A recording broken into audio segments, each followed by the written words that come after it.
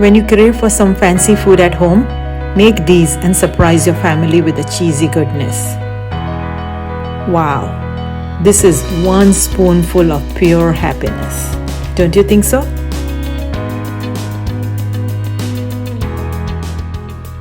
Hi everyone, welcome back. This week's recipe is cheesy eggplant boats. I'm going to show you how quick and easy it is to make with very few ingredients. Come on. I have this large eggplant which is the star of today's recipe. Cut it exactly in the center. Now we are going to make crisscross sections and try to remove the flesh as much as possible. Make sure you don't cut it all the way. We are going to need the eggplant for the base of the dish. Try to carve as much as possible.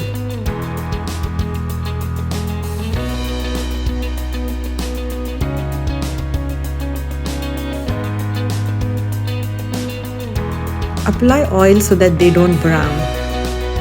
Try to use olive oil if possible. Keep them aside. Again, I'm using olive oil because it gives a better taste. Don't overcook the garlic and make sure it doesn't burn.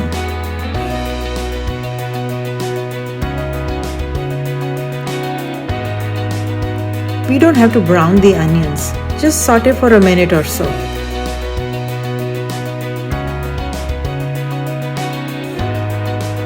Toss in the eggplant flesh that we have separated from the base and cook until soft. It may take a few minutes. Here I am using ground chicken, but you can also use finely cut chicken pieces.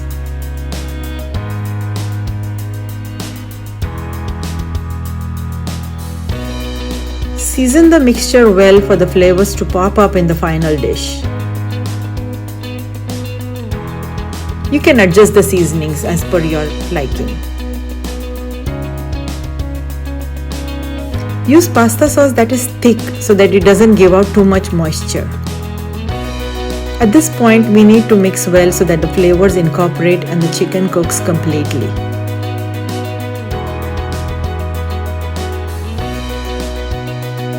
This is the final consistency we need for the filling.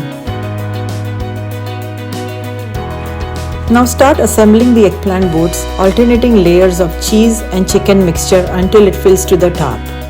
The detailed recipe with exact measurements is in the description box below. Place the eggplant boats in a well-greased baking dish before filling. Try to fill it as tightly as possible with the final layer of cheese on top.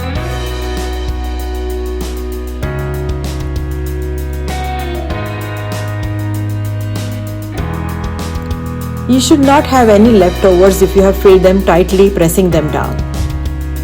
Now we are ready to bake them until the cheese melts completely.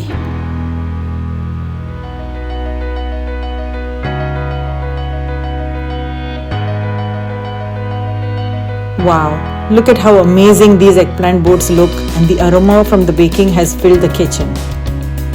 Let me show you how cheesy and awesome these are.